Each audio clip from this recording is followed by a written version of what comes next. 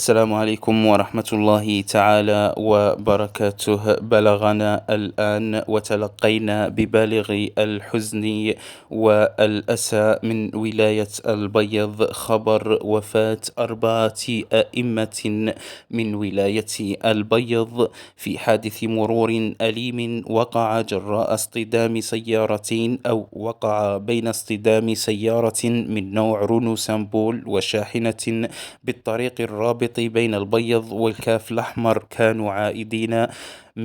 كانوا عائدين من واجب العزاء من جنازة الإمام حلمي عبد الكريم بولاية سعيدة رحمة الله عليهم. وأسماء الأئمة كالتالي: زاوي، قادة، حديد، محمد، دوينات، عباس، حميان، محمد، رحمة الله عليهم جميعا، ولا حول ولا قوة.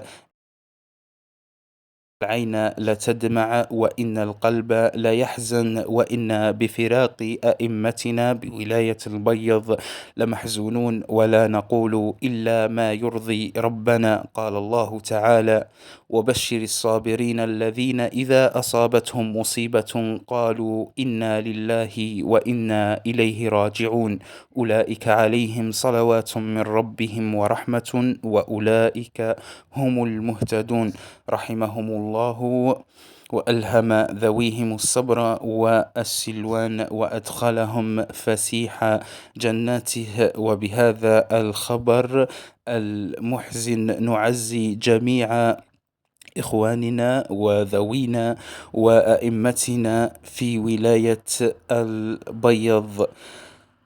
والسلام عليكم ورحمة الله تعالى وبركاته.